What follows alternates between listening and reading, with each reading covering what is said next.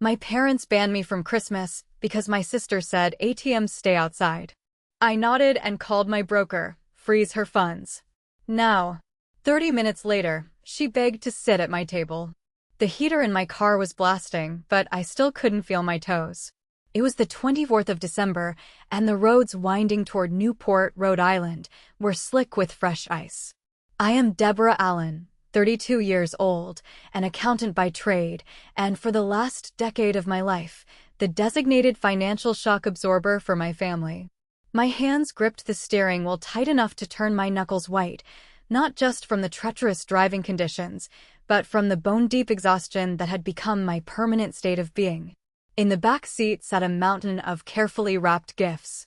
I had spent weeks picking them out, meticulously checking off lists, ensuring everyone got exactly what they wanted. But the real gift, the one that had kept me awake for the last 3 months, wasn't wrapped in shiny paper. It was a wire transfer. $50,000. That was the exact amount I had authorized just 2 days ago to save my younger sister Cassie's failing fashion boutique from absolute ruin. $50,000. I said it out loud to the empty car, letting the words hang in the dry, heated air. It was my life savings. It was the down payment on the house I had been dreaming of. It was the European vacation I had canceled for the 3rd year in a row. I had traded my 60-hour work weeks, my weekends staring at spreadsheets until my eyes blurred, and my own peace of mind just to keep Cassie's dream afloat. As the iron gates of the rented holiday mansion loomed in the distance, fully illuminated by grand, cascading fairy lights, I felt that familiar tightness in my chest. In economics, there is a concept called the sunk cost fallacy. It is the phenomenon where a person is reluctant to abandon a strategy or course of action because they have invested heavily in it, even when it is clear that abandonment would be more beneficial. You keep pouring water into a cracked bucket, hoping eventually it will fill up, simply because you have already poured so much in. That was exactly what my family was to me. A cracked bucket. My parents, Gregory and Cynthia, had always treated Cassie like fragile, spun glass.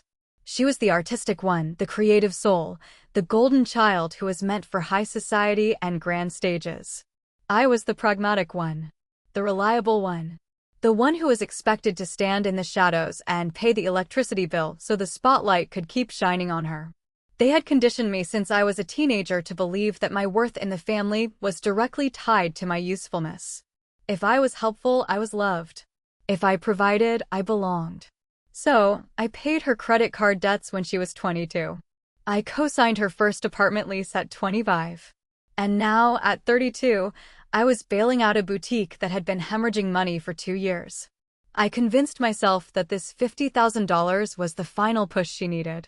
I thought, surely, after this, they would look at me not as a safety net, but as a daughter. As a sister. As a guest of honor at our Christmas table. I parked my modest sedan between a gleaming new SUV and a luxury sports car, killing the engine. The cold immediately began creeping through the windows. I took a deep breath, pasted on a warm, forgiving smile, and gathered the heavy boxes of presents into my arms. I was ready to celebrate. I was ready to finally feel like I was part of the family I had spent my entire adult life financing. The crunch of my boots on the pristine, snow-covered driveway seemed too loud in the quiet, freezing night. Through the massive bay windows of the mansion, I could see the golden glow of the chandelier. I could see the long, mahogany dining table set with fine china and the roaring fireplace. It looked like a scene pulled straight out of a classic holiday movie. I balanced the stack of gifts on my knee and pressed the heavy brass doorbell. A warm wave of air washed over me as the heavy oak door swung open, carrying the scent of roasted meat and expensive pine. But the welcoming smile on my face died the second I looked up. Cassie stood blocking the doorway. She was wearing a stunning, tailored silk dress that probably cost more than my first car, holding a crystal wine glass loosely in her manicured hand. Her posture was relaxed, confident, and completely hostile. Behind her, I could see my parents sitting at the dining table. They weren't laughing or chatting. They were staring down at their empty plates, stiff and silent. "Cassie," I said, my voice barely a whisper, the cold wind whipping my hair across my face. Merry Christmas. I brought the gifts. She didn't move an inch. She didn't offer to take a box. She just took a slow sip of her red wine, her eyes scanning me from my practical winter coat down to my snow-covered boots, a look of utter disdain crossing her features. "What are you doing here, Deborah?" she asked, her tone flat-bored. I froze, confused. The heavy boxes in my arms suddenly felt like lead. "What do you mean?" "It's Christmas Eve. We planned this dinner a month ago. And after the week we've had, after I pushed through the $50,000 wire transfer for your spring collection, I thought we could just relax." The mention of the money didn't soften her. If anything, it made her smirk. It was a slow, cruel curving of her lips that made my stomach drop. "Oh, right. The money," Cassie sneered, swirling the wine in her glass. "Thank you for that, really. But this is a private family dinner. We're hosting some very important people later, people from the country club, and, honestly, you don't fit the vibe. You're always so stressed. It brings everyone down." I stared at her, waiting for the punchline, waiting for her to step aside and laugh. But her eyes were dead serious. I looked past her shoulder, trying to catch my mother's eye. "Mom? Dad? What is going on?" My mother, Cynthia, delicately picked up her linen napkin, folded it, and placed it on the table, deliberately avoiding my gaze. My father, Gregory, cleared his throat and suddenly found the intricate carving on his chair fascinating. They weren't going to say a word. They were going to sit there and let her do this. Cassie stepped forward, closing the gap between us, the smell of expensive perfume and alcohol washing over me. "Don't look at them. They agree with me. You're not a guest here, Deborah. ATMs stay outside." The words hit me like a physical blow. The air in my lungs vanished. For a split second, the world tilted on its axis. ATMs stay outside. That was what I was reduced to. A machine. A dispenser of funds, unworthy of sitting at the table I had practically paid for. The silence from the dining room was deafening. Their refusal to intervene, their cowardice, was a betrayal far deeper than Cassie's cruel words. They had gladly taken my life savings, and now they were shutting the door in my face. I didn't yell. I didn't drop the presents. I just stood there, the freezing Rhode Island wind cutting through my coat, and felt a profound, terrifying clarity wash over my mind. "I see," I whispered. My voice didn't shake. I turned around, still holding the boxes, and walked away from the light, back into the dark, freezing night. I didn't look back as I walked down the long driveway. Every crunch of the snow beneath my boots felt rhythmic, grounding me.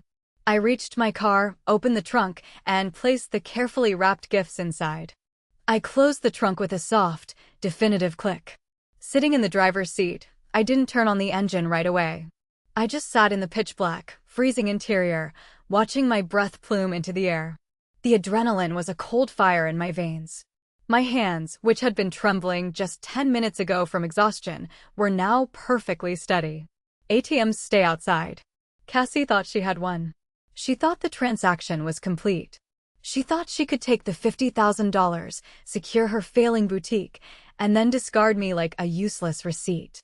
She was banking on my lifelong habit of suffering in silence, of swallowing the disrespect to keep the peace. But a machine doesn't have feelings, and an ATM can be unplugged. I reached into my coat pocket and pulled out my phone.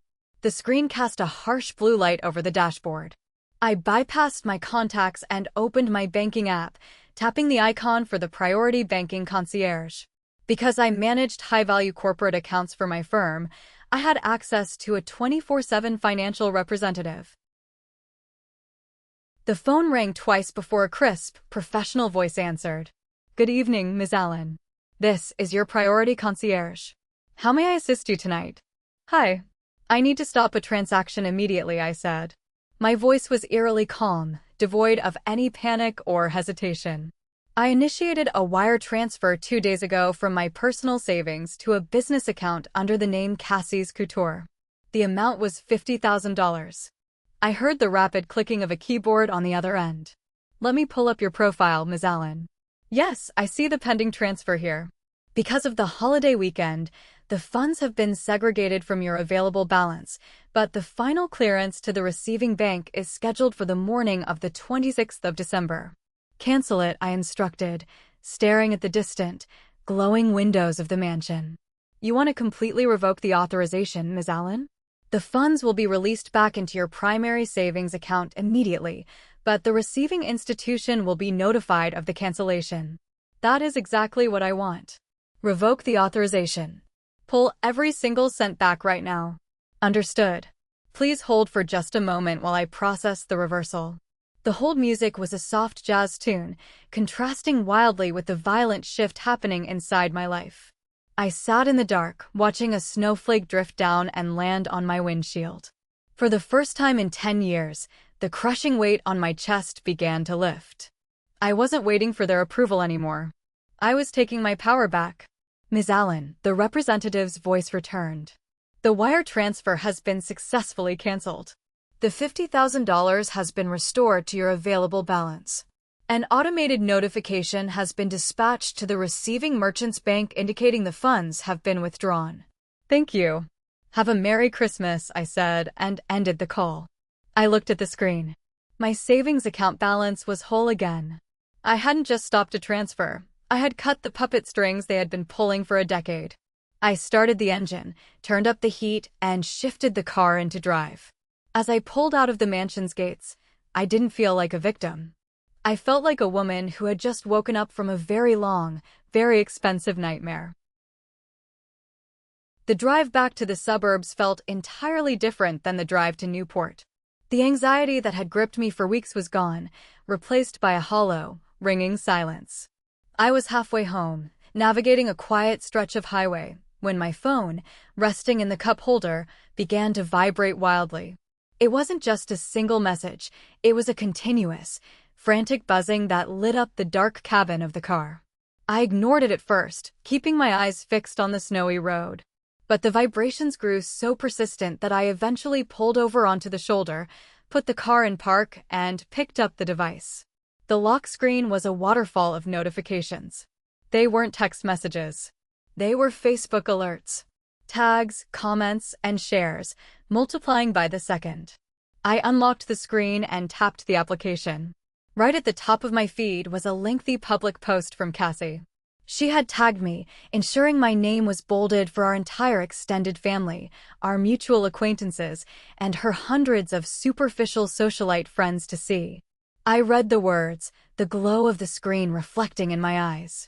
It breaks my heart to write this on Christmas Eve, the post began, dripping with engineered tragedy. Some people pretend to care about family, but when things get hard, they show their true colors.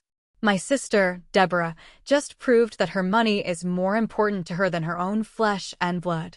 She loves to hold her help over my head to control me, and tonight, she abandoned us when we needed her most. I guess loyalty doesn't come with a price tag she's willing to pay. Please pray for my family tonight as we try to find joy despite this betrayal. I let out a dry, humorless laugh.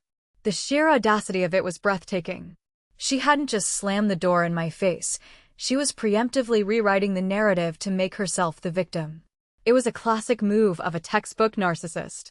When they lose control over you in private, they attempt to control how others perceive you in public. I scrolled down to the comments.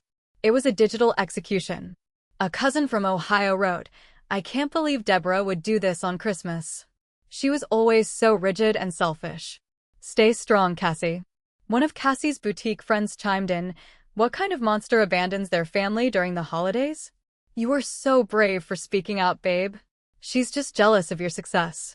Dozens of comments piled up, calling me stingy, a failure, a bitter spinster who couldn't stand seeing her younger sister shine. These were people who had never bothered to ask how I was doing, people who didn't know I drove a 10-year-old car while my sister leased a luxury SUV, people who had no idea that my selfishness was the only reason Cassie's business hadn't filed for bankruptcy 2 years ago. A fresh wave of hurt tried to rise in my throat, but I forced it down. The old Deborah would have panicked. She would have typed out a massive, defensive paragraph, begging them to listen to her side, or worse, she would have driven back to the mansion in tears, offering them money just to make the public shaming stop. But as I sat there, reading the cruel judgments of people who only valued me as a limitless resource, the last lingering thread of guilt snapped. They didn't want a sister. They didn't want a cousin. They wanted a silent investor who never demanded a return. I didn't reply to a single comment. I didn't defend myself. I simply locked the phone and tossed it onto the passenger seat. Their opinions were worth exactly as much as they had contributed to my life. 0. I pulled back onto the highway, the tires gripping the road firmly as I headed home. I had just pulled into my driveway, the engine ticking quietly as it cooled in the freezing air, when the phone rang again. This time, it wasn't a social media notification. It was a direct call. The name flashing on the dashboard screen was Cassie. I glanced at the digital clock on the console. It had been exactly 30 minutes since I called my bank. 30 minutes since the priority concierge assured me an automated notification had been sent to the receiving institution. I sat back in my seat, letting it ring 3 times, enjoying the rhythm, before I finally pressed the answer button on the steering wheel. "What do you want?" I asked, my voice as flat and unyielding as concrete. "Deborah. Please, oh my God, please tell me this is a mistake." Cassie's voice burst through the car speakers, frantic, breathless, and completely stripped of the smug arrogance she had worn at the door half an hour earlier. She sounded like she was hyperventilating. "Tell you what is a mistake?" I replied, staring straight ahead at my dark garage door. "The bank. My supplier for the spring collection just emailed me. Their automated system got a ping that the wire transfer for the deposit bounced. They said the authorization was revoked. They're threatening to pull the entire manufacturing contract by midnight if the funds aren't verified. This is a multi-million-dollar projected launch, Deborah. You can't do this." Her words tumbled over each other, desperate and raw. The reality of the situation had crashed into her fabricated world of luxury. Without my money, she was nothing but a fraud in a silk dress. "I didn't do anything," I said calmly. "I just followed your instructions." "My instructions? Are you insane?" "I never told you to cancel the money," she shrieked, the panic escalating into anger. "You told me I wasn't a guest," I reminded her, enunciating every word clearly. "You looked me in the eye and told me that ATMs stay outside." "Well, Cassie, the ATM is closed. The machine is out of order. You don't get to treat me like garbage and then expect me to fund your lifestyle." There was a heavy, suffocating silence on the line. I could hear her ragged breathing. "Deborah, please," she whimpered. The anger evaporated, replaced by the pathetic, manipulative begging I had heard 100 times before. "I didn't mean it. I was just stressed about the dinner. You know how Mom and Dad get." I overreacted. "I'll delete the Facebook post right now. I'll tell everyone I was hacked or confused. Just call your broker back. Reinstate the funds. Give me a seat at your table again. I am begging you. A seat at my table." She was using the metaphor of hospitality, but we both knew she was talking about my bank account. "You didn't overreact, Cassie," I said softly, the truth ringing clear in the small space of my car. "You just thought you had me trapped. You thought I was too broken and too desperate for Mom and Dad's love to ever fight back. But you were wrong. I'll lose the boutique. I'll lose everything," she sobbed. "Then you better start looking for a real job," I said. "Do not ever call me again." I ended the call. I didn't block her number immediately. I wanted her to sit with the silence. I wanted her to realize that for the first time in her pampered, protected life, there was no safety net waiting to catch her. I walked into my quiet, dark house and locked the door behind me. I didn't turn on the main lights, opting instead for the small lamp on the kitchen counter.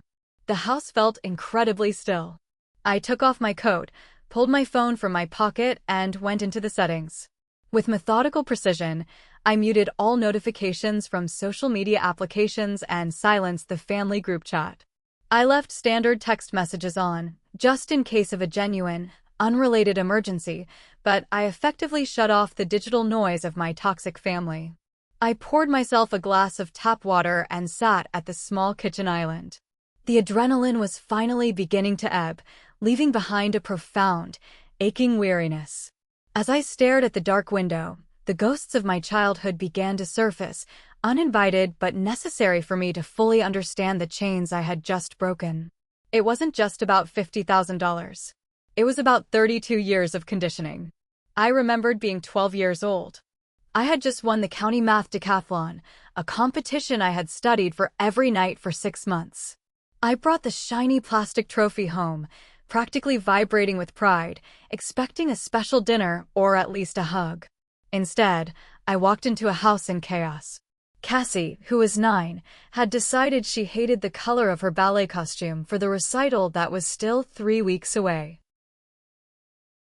My mother, Cynthia, spent 3 hours driving across the state to find a seamstress who could alter it perfectly, while my father, Gregory, sat with Cassie, feeding her ice cream and telling her how she was the star of the show. Nobody asked about my trophy. I eventually placed it on the top shelf of my closet and made myself a peanut butter sandwich for dinner. That was the blueprint of our family dynamic. Cassie was the emotional center of gravity, a black hole demanding constant attention, validation, and resources. I was the workhorse. If I achieved something, it was expected. If I stumbled, I was a burden. As we grew older, the dynamic only intensified. While I worked through college, taking double shifts at the library to avoid student loans, Cassie went to private art schools on my parents' dime, dropping out of 3 different programs before deciding she was a fashion visionary. When my parents' retirement savings began to dwindle under the weight of Cassie's ambitions, the financial burden quietly, seamlessly shifted to me. It started with small requests. A few $100s here for her rent. $1,000 there for an essential networking trip. They use guilt like a weapon. We are family, Deborah. You make a good salary. Your sister is struggling to find her path. You have to help her. I had internalized their narrative so deeply that I believed my only value in the world was my ability to provide. I believed that setting a boundary was an act of violence against the family. But tonight, sitting in my quiet kitchen, the illusion was completely shattered. They didn't love me more when I gave them money, they just resented me less. The silence of my parents at that dining table wasn't shock, it was complicity. They were perfectly fine with Cassie humiliating me, as long as the check cleared. I took a sip of the cold water. The tightness in my chest, a companion I had carried for over a decade, was gone. I had walked into the lion's den expecting to be eaten, but instead, I had starved them out. I closed my eyes, listening to the absolute quiet of my own home, a sanctuary I had paid for with my own hard work. The past was a heavy chain, but I held the key, and tonight, I had finally thrown it away. Dear viewers, if you're happy with Deborah's decision, please take a moment to like the video, subscribe to the channel, and leave a comment with the name of the city you live in. Every comment helps the video reach more viewers. Thank you so much, and now let's continue watching the next part of the story. The first few days after Christmas passed in a strange, thick silence. Without the constant barrage of Cassie's manufactured crises, my phone was alarmingly quiet. I didn't reach out to my parents, and they didn't reach out to me. The standoff had begun. I spent those days deep-cleaning my house, organizing my home office, and trying to unlearn the anxious habit of waiting for the next financial emergency. It was on the morning of the 29th of December when the silence broke. My phone vibrated on the kitchen counter. It wasn't a call, just a simple text message from an unsaved number. But I recognized the area code, and I recognized the bleak, exhausted tone of the words. Deborah. It is Derek. I know you blocked Cassie, but we need to talk. It is about your sister's spending. Meet me at the Silver Spoon Diner on 10th Street in Providence at noon. Please. Derek was Cassie's husband. He was a mid-level manager at a regional bank, a quiet man who always seemed entirely swallowed up by Cassie's massive, demanding personality. During family gatherings, he usually hovered near the edges of the room, holding a drink and offering tight, uncomfortable smiles. I had always assumed he was just enabling her, happy to ride the coattails of her supposed success. But the desperation in his text message told a different story. I arrived at the diner 15 minutes early. It was a small, rundown place with chipped red vinyl booths, smelling faintly of old coffee and fried eggs. It was exactly the kind of place Cassie would have refused to step foot in, which is probably why Derek chose it. He was already there, sitting in a dark corner booth. He looked terrible. The skin under his eyes was bruised with exhaustion, his shoulders were slumped, and he was nervously tearing a paper napkin into tiny shreds. When I slid into the booth across from him, he didn't even try to offer a polite greeting.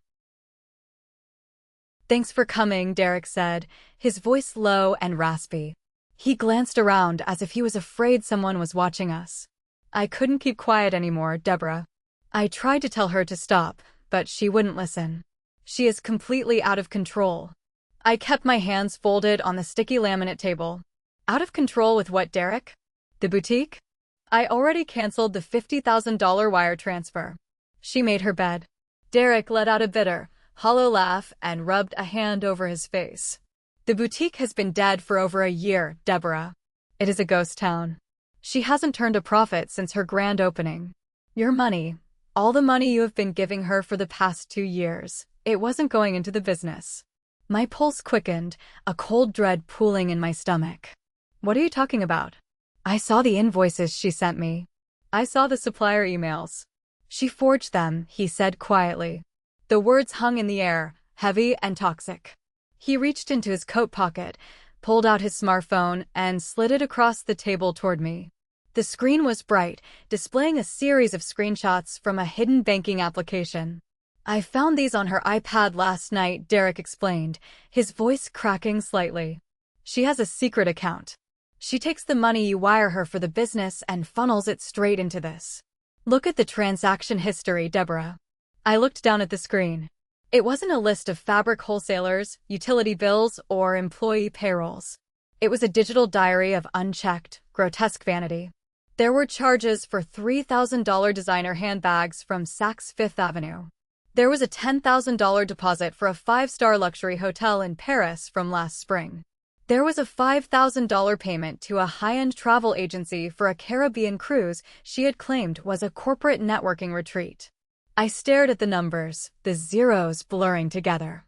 My hard-earned money, the savings I had scraped together by skipping meals and working late into the night, had funded her Instagram-perfect vacations. My hands clenched into fists under the table. A slow, agonizing burn of betrayal spread through my chest. "Why are you telling me this now?"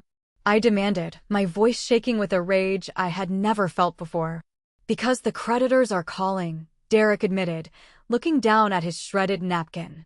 "She is drowning in debt, and she was banking on your $50,000 to cover her tracks before the house got foreclosed on. I am done covering for her, Deborah. I am terrified for our 3 kids.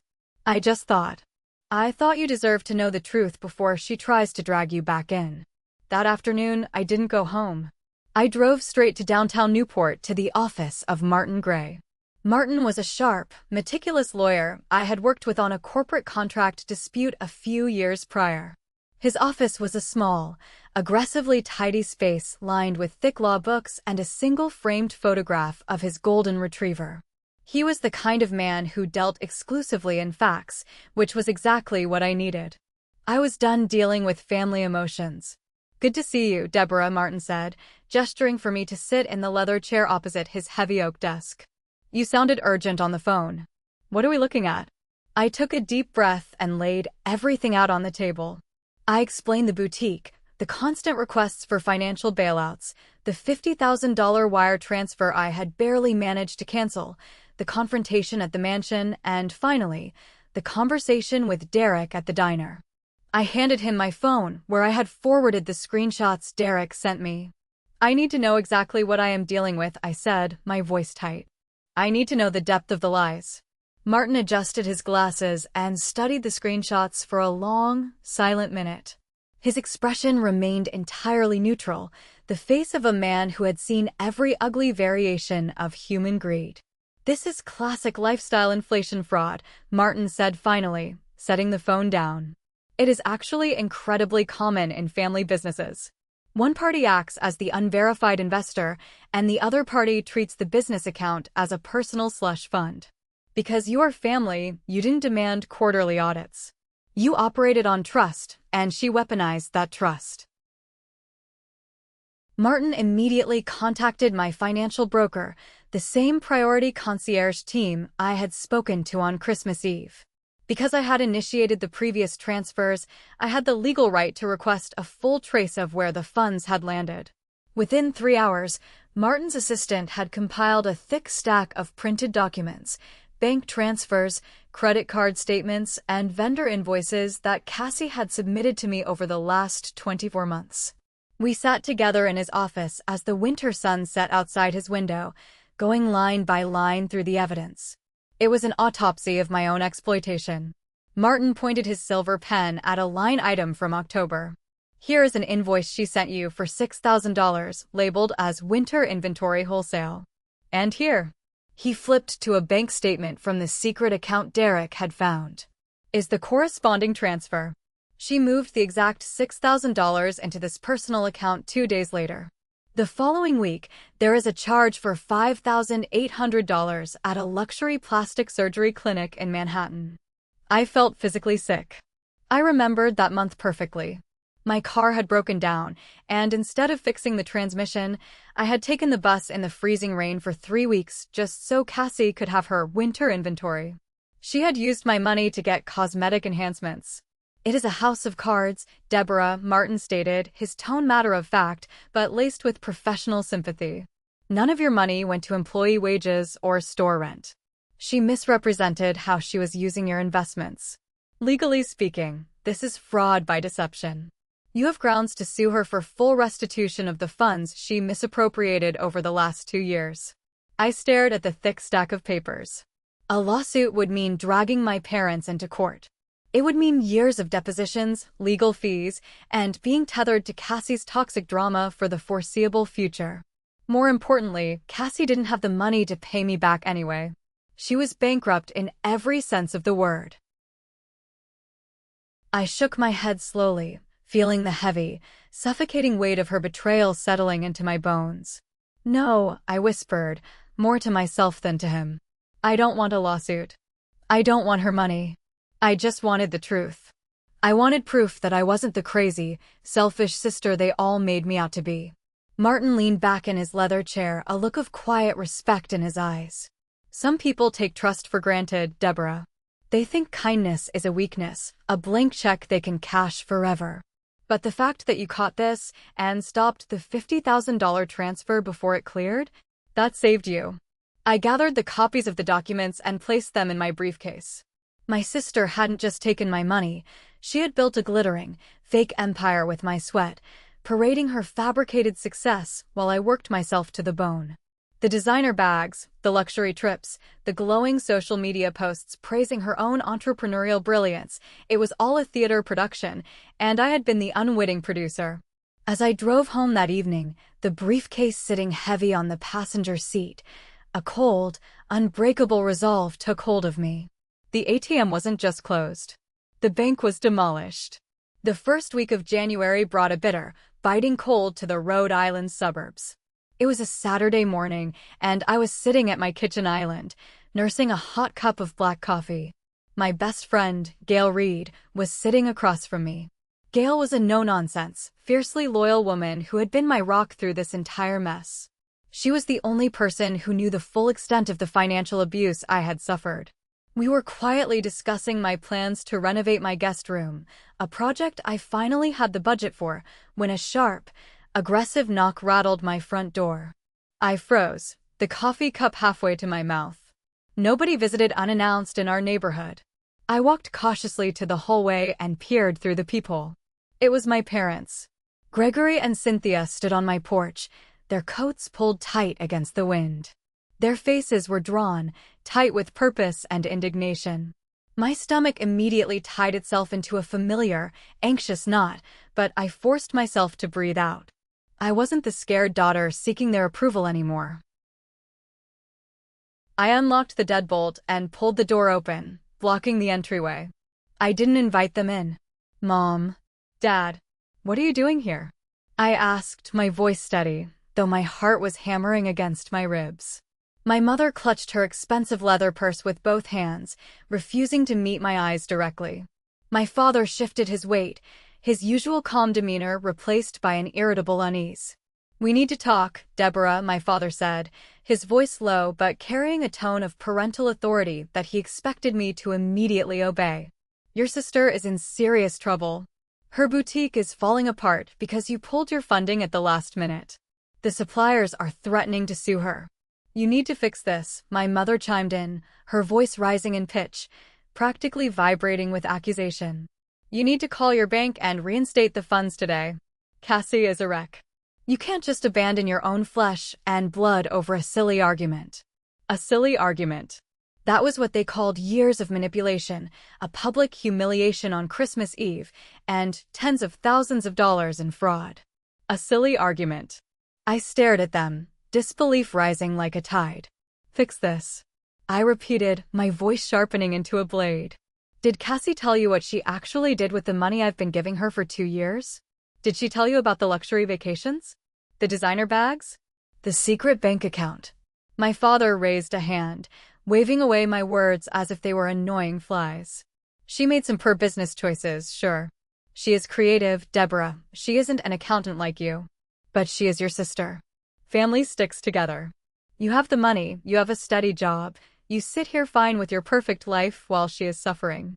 I almost laughed at the sheer absurdity of it. My perfect life consisted of working 12-hour days so they could pretend they had raised a successful fashion mogul. "You didn't say a word when she humiliated me at the door," I said, my voice trembling not with sadness, but with pure, white-hot rage. "You sat at that dining table and let her call me an ATM. You stood by while she trashed my name online. And now you drive to my house to demand I bail her out again? I am done being her bank. I am done buying your love." "You are being incredibly selfish," my mother snapped, finally looking me in the eye, her face hardened with anger. Before I could respond, the kitchen door opened wider, and Gail stepped into the hallway. She stood tall, her arms crossed defensively, her sharp eyes taking in my parents' tense postures. "Deborah is not the problem here," Gail said, her tone calm but intensely protective. She looked straight at my father. "Your other daughter lied, stole, and committed financial fraud. Why are you standing on the porch of the daughter who actually worked for a living, blaming the victim?" My mother bristled, her cheeks flushing red. "Excuse me? This is a private family matter. You don't understand family loyalty, Gail." "I understand loyalty perfectly," Gail fired back without missing a beat. "And Deborah deserves a hell of a lot better than parents who treat her like a disposable wallet to fund their favorite child's delusions." Her words cut through the freezing air like a knife. My father's mouth opened and closed, completely stunned that someone dared to call out their toxic dynamic to their faces. My mother looked horrified. I placed a hand on Gail's arm, silently thanking her, before turning back to my parents. The fear was gone. The obligation was dead. "I am not reinstating the funds," I said, every syllable dripping with finality. "Not today, not ever. If you want to save her fake boutique, you can mortgage your own house. Do not come here asking for my money again. We are done." I stepped back and shut the heavy front door firmly in their faces. I twisted the deadbolt, the loud click echoing in the quiet hallway. I stood there for a moment, waiting for the guilt to hit me. But it never came. Instead, a strange, profound relief washed over me. The chains were gone. A week after my parents' failed ambush on my front porch, the winter weather in Rhode Island grew even more punishing. The snow was relentless, piling up in thick drifts along the suburban streets. I was sitting at my desk at the accounting firm, running a complex tax audit for a corporate client, when my personal cell phone lit up. It was another text message from Derek. "I am leaving her," the message read. "I am taking the 3 kids and moving out today. Can we talk?" My heart sank, not out of any residual sympathy for Cassie, but for my nieces and nephew. They were 2 little boys and a girl, all under the age of 8, barely old enough to understand the chaotic, narcissistic storm their mother had created. I couldn't ignore them. I typed back, agreeing to meet him during my lunch break at a quiet coffee shop in Warwick, just a few miles from my office. When I arrived, Derek was sitting at a small table by the window, staring blankly at the snow falling outside. If he looked exhausted at the diner a few weeks ago, He looked completely broken now. The weight of his decision had aged him 5 years. "I can't stay in that house anymore, Deborah," he said, skipping the pleasantries the moment I sat down with my coffee. He kept his voice low, stirring a black coffee he wasn't drinking. "The lies just keep coming. Since you cut off the funding, she has been spiraling. She tried to take out a second mortgage on our house without telling me. She forged my signature on the application. The bank caught it." I closed my eyes, taking a slow, deep breath. The audacity of her desperation was staggering. "What is your plan, Derek?" "I packed up the kids this morning while she was screaming at a vendor on the phone," he said, his voice remarkably steady despite his red eyes. "I am taking them to my mother's place in Providence. It is a tiny 2-bedroom house, and it is going to be incredibly cramped, but it is safe. There is no screaming there. No fake luxury." He paused, running a hand through his thinning hair. "I need to find a rental apartment nearby. Something modest, something I can actually afford on my salary alone. I don't want them growing up in her chaos, but my savings are completely wiped out from covering her boutique's hidden debts. I don't even have enough for a first month's deposit." I looked at him. I thought about the $50,000 sitting safely in my savings account. I thought about Cassie, sitting in her mansion, furiously trying to maintain a facade while her family disintegrated. And then I thought about those 3 kids, sleeping on an air mattress in their grandmother's tiny living room. I pulled my laptop out of my bag, opened it on the small cafe table, and connected to the Wi-Fi. "I will help you," I said, my voice firm and authoritative. "But let me make this absolutely clear, Derek. This is for you, and this is for the kids. This is not for her. If I find out she steps 1 foot into whatever apartment we find, I am walking away." Derek looked up, a flicker of genuine relief breaking through the despair in his eyes. "I get it, Deborah. I promise you. I am filing for divorce on Monday. I don't want her involved in our lives anymore either. She has burned every bridge." For the next hour, we scoured rental listings in Providence, filtering for places in safe neighborhoods close to his mother's house and the kids' elementary school. We found a clean, modest 3-bedroom apartment on the 2nd floor of a duplex. It wasn't glamorous, it didn't have granite countertops or a chandelier, but it was structurally sound and affordable. I pulled out my phone, called the landlord directly, and offered to wire the first month's rent and the security deposit immediately to secure the lease. It was a few $1,000s, a fraction of what I used to throw into the black hole of Cassie's boutique. "You don't have to do this, Deborah," Derek whispered, his voice thick with unshed tears as I finalized the transfer on my banking app. "After everything she put you through." "I am not doing it for you, and I am certainly not doing it for her," I replied, meeting his gaze directly. "I am doing it because the kids do not deserve to pay the price for their mother's delusions. Take care of them, Derek." Helping him didn't feel like being used. It felt like drawing a hard, healthy boundary. It was a way to protect what actually mattered without letting the parasite back into my life. By the end of January, the collapse of Cassie's empire was absolute and spectacular. I didn't have to seek out the information. The echoes of her ruin reached me through the grapevine of mutual acquaintances and the unavoidable whispers of our extended family. Without my $50,000 cash injection to act as a buffer, the reality of her terrible business acumen hit like a freight train. The boutique's landlord, having gone unpaid for 3 consecutive months, officially terminated the lease. I heard from a cousin that the day they came to change the locks, Cassie had thrown a massive, hysterical tantrum on the sidewalk, screaming at the property manager while pedestrians filmed it on their phones. Her suppliers, the ones she had promised to pay with my money, banded together and filed a joint lawsuit for breach of contract.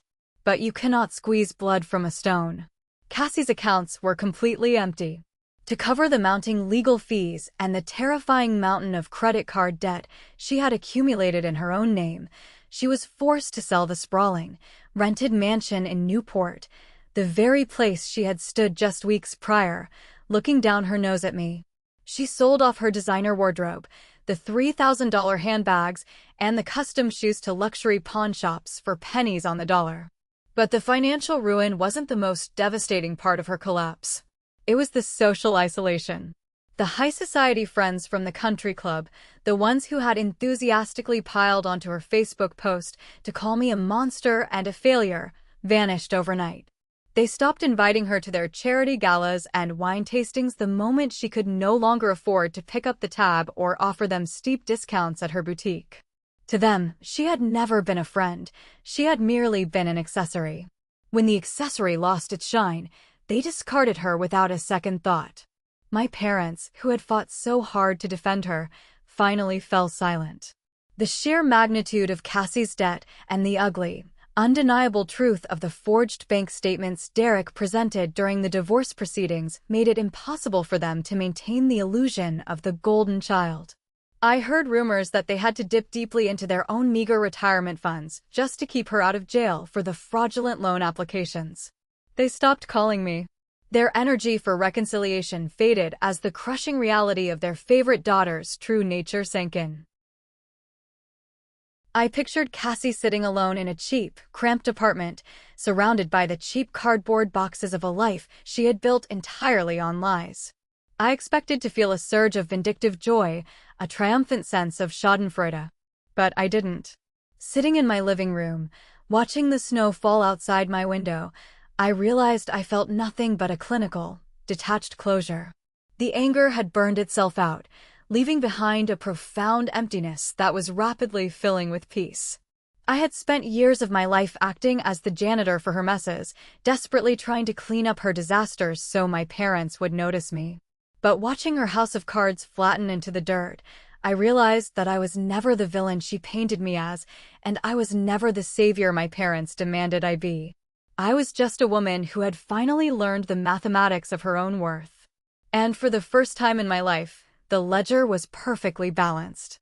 It was late February when the phone rang. I was sitting at my dining table, sketching out the new budget for my guest room renovation. The caller ID displayed an unknown number, not the priority banking line, not a client, just a string of 10 digits.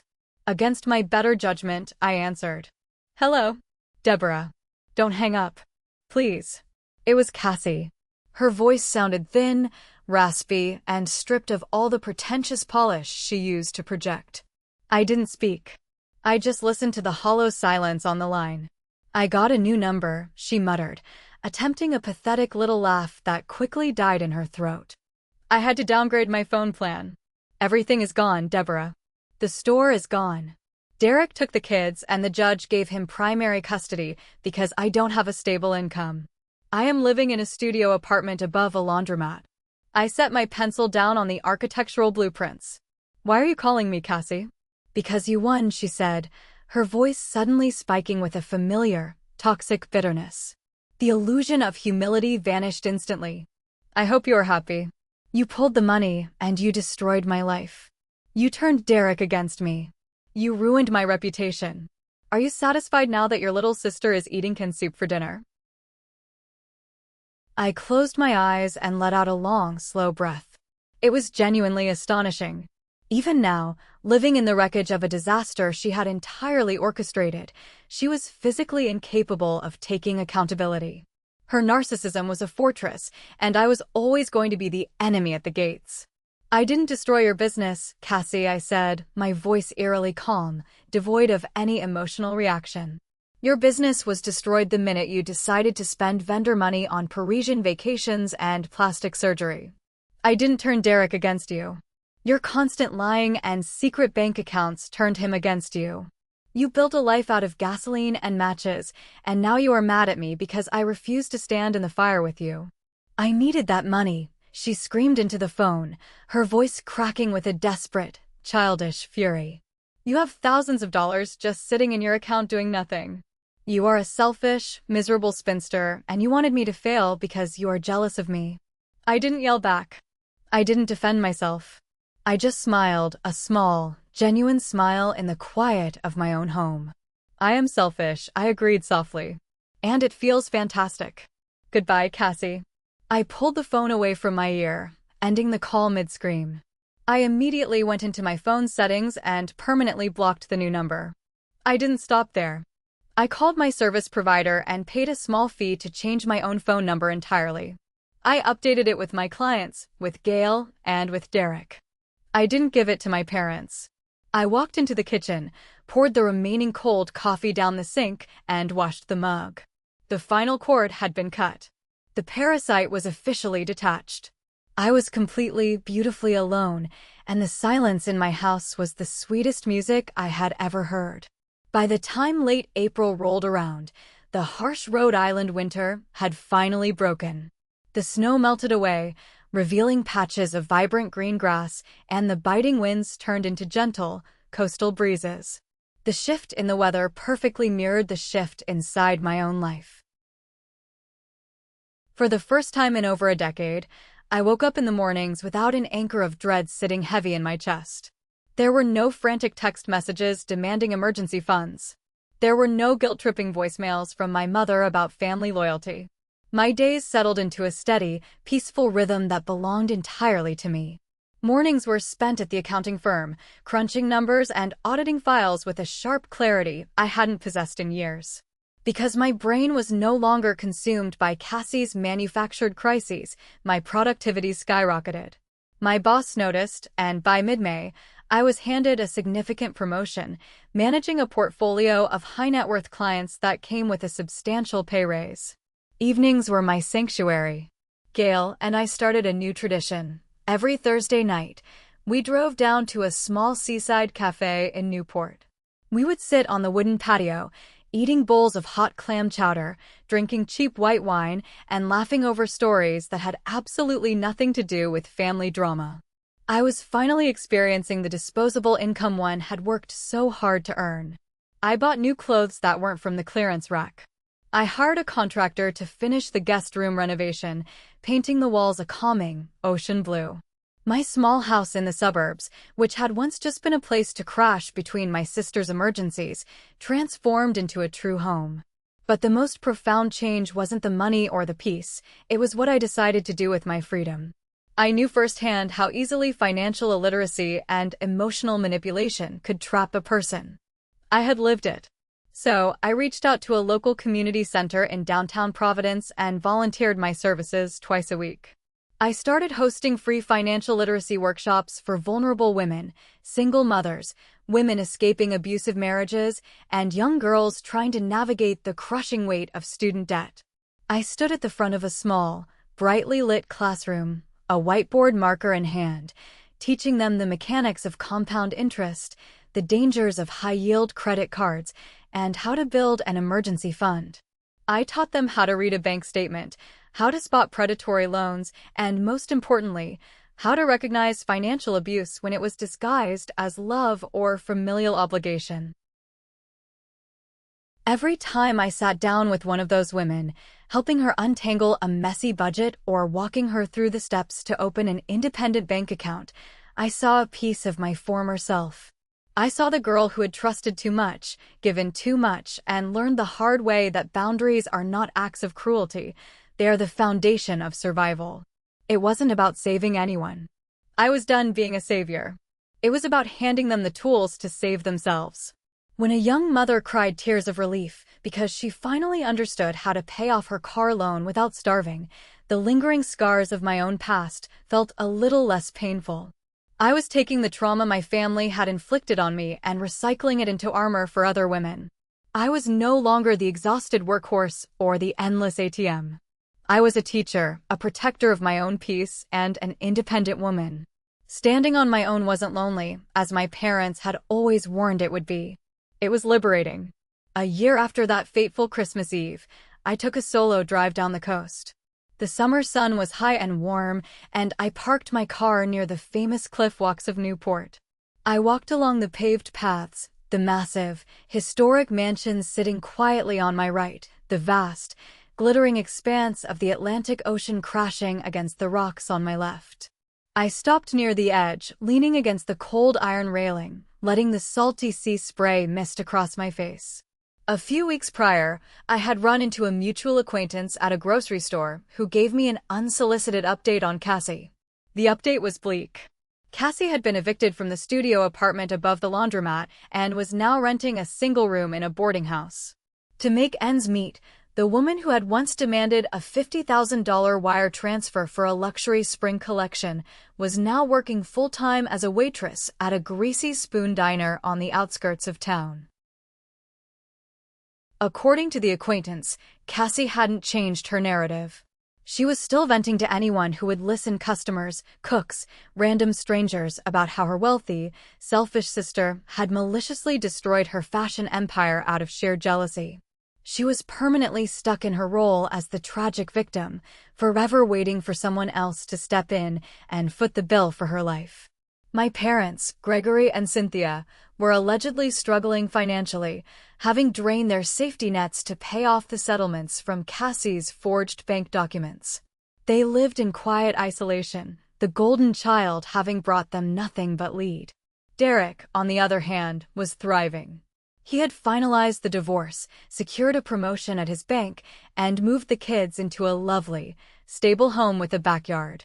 I still visited them occasionally, bringing presents for the kids' birthdays, happy to be an aunt who was a guest, not a bank vault. As I watched a sailboat cut across the horizon, I felt a deep, unwavering sense of peace. The mansion where I was turned away, the money I had sacrificed, the family ties that had choked me for a decade, they were all part of a closed chapter. I didn't hate my sister anymore. Hate required energy, and I had none left to give her. I just felt a quiet, clinical distance. Her life was her own to manage, and the consequences of her actions were finally hers to bear alone. Looking back at the ocean that day, I knew I had cut off my own blood to save my sanity and my future. I had chosen to be the villain in their story so I could finally be the hero in my own.